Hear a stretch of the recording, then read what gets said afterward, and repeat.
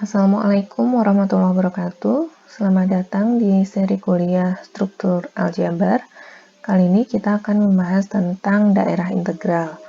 Tapi sebelum masuk ke daerah integral, kita lihat dulu definisi dari pembagi nol. Jadi pembagi nol atau zero divisor itu adalah elemen tak 0A di ring komutatif R sedemikian hingga terdapat suatu elemen tak 0B di R dengan AB sama dengan 0. Yang perlu diperhatikan adalah bahwa pembagi 0 ini bisa kita cari pada sebuah ring komutatif. Jadi syaratnya ringnya harus komutatif ya.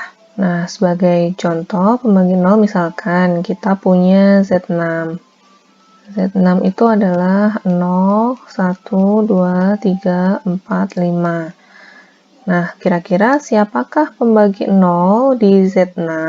Jadi, ada nggak sebuah elemen tak 0 di Z6 yang kalau dikalikan dengan elemen tak 0 yang lain menghasilkan 0? Misalkan kita ambil 1. Apakah 1 di Z6 ini pembagi 0? Maka kita cek apakah 1 dikali elemen-elemen yang lain itu merupakan 0. Oke, kita lihat 1 kali 1, 1. 1 kali 2, 2. 1 kali 3, 3. 1 kali 4, 4. 1 kali 5, 5. Jadi 1 dikali elemen tak 0 yang lain tidak akan pernah 0. Berarti 1 ini bukan pembagi 0. Next, kita lihat apakah 2 itu pembagi 0. Oke, kita cek. 2 dikali 1, 2. 2 kali 3, 6. 6 di Z6 itu 0. Nah, berarti 2 ini adalah pembagi 0. Nah, karena 2 kali 3 itu 0, maka ini sekaligus 3 juga berarti dia adalah pembagi 0 juga, gitu ya. Berikutnya, apakah 4 itu pembagi 0? Kita cek 4 dikali 1, 4. 4 dikali 2, 8. 8 di Z6 itu 2. 4 kali 3, 12. 12 di Z6 itu 0. Berarti 4 itu juga pembagi 0. Selanjutnya 5. 5 kali 1, 5. 5 kali 2, 10. 5 kali 3, 15. 5 kali 4, 20. 5 kali 5, 25. Semuanya di Z6 tidak pernah 0. Berarti 5 bukan pembagi 0. Nah, kalau begitu pembagi 0 di Z6 itu ada 3, yaitu 2, 3, dan 4. Nah, setelah tahu definisi pembagi 0, baru kita bisa masuk ke integral domain atau daerah integral. Jadi, daerah integral itu adalah ring komutatif dengan unitas dan tidak memiliki pembagi 0. Oke, jadi dia adalah ring komutatif yang punya unitas tapi tidak punya pembagi 0. Berarti Z6 ini tadi dia kan punya pembagi 0 yaitu 2, 3, dan 4. Berarti Z6 ini bukan daerah integral. Nah, kemudian di sini diberi penekanan. Jadi di daerah integral itu perkalian yang menghasilkan 0 itu terjadi hanya jika kalau salah satunya 0. Artinya A dikali B sama dengan 0 itu hanya terjadi kalau A-nya 0 atau B-nya 0.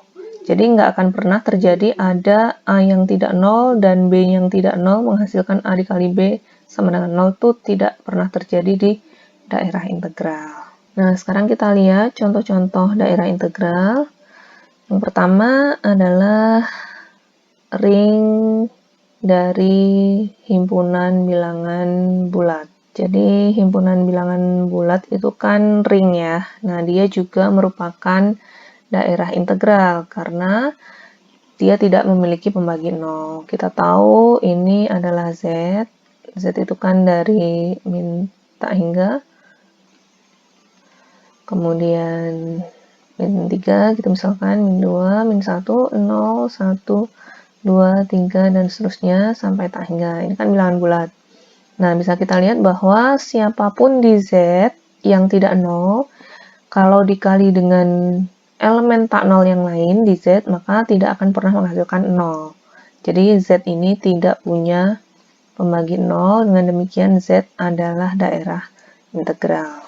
Berikutnya adalah ini ring Gaussian integer, yaitu ZI, di mana ZI adalah himpunan yang anggotanya merupakan A plus BI dengan AB-nya masing-masing di Z. Ini juga daerah integral. Ini jelas karena Z itu sendiri daerah integral, ya kan? Ini kan kita ambil AB-nya di Z, maka bentuk A plus BI itu nanti juga bukan pembagi 0, tidak akan pernah menjadi pembagi 0. Yang contoh ketiga, ini juga polinomial dengan koefisiennya adalah bilangan bulat juga merupakan daerah integral, sekali lagi karena koefisiennya ada di Z. Nah, Anda bisa lihat contoh-contoh berikutnya dari 4 sampai 8, silakan diidentifikasi apakah dia daerah integral atau bukan. Kalau iya, kenapa? Kalau bukan, kenapa? Seperti contoh 6, kemudian contoh 7, contoh 8, ini mereka bukan daerah integral. Nah, silakan dicek kenapa mereka bukan daerah integral. Nah, selanjutnya teorema 13.1 ini adalah sifat kanselasi. Jadi misalkan A, B, dan C itu anggota daerah integral. Jika A tidak sama dengan 0 dan AB sama dengan AC, maka B sama dengan C. Jadi ini berlaku sifat kanselasi di daerah integral. Karena kalau kemarin kan di ring nggak berlaku ya. Tapi kalau di daerah integral itu berlaku. Kenapa? Ini adalah buktinya. Jadi kita punya AB sama dengan AC dan A-nya nggak 0 ya. Dari sini kita mau buktikan bahwa B-nya sama dengan C. Nah, karena AB sama dengan AC, maka dengan sifat distributif ini kita punya A, B min C sama dengan 0. Ini sebenarnya dari langkah ini ke sini dulu ya. AB min AC sama dengan 0, baru dari sini ke sini dengan sifat distributif. Kemudian, karena tadi A-nya tidak 0, berarti B min C-nya 0. Kenapa? Karena ini di daerah integral kan. Kalau perkalian dua buah elemen ini A dengan B min C menghasilkan 0, sedangkan A-nya tidak 0, berarti haruslah B min C-nya yang 0. Karena B min C sama dengan 0, maka B sama dengan C, sehingga berlaku sifat kanselasi. Jadi seolah-olah AB sama dengan AC, A-nya dikanselasi sehingga B-nya sama dengan C, begitu.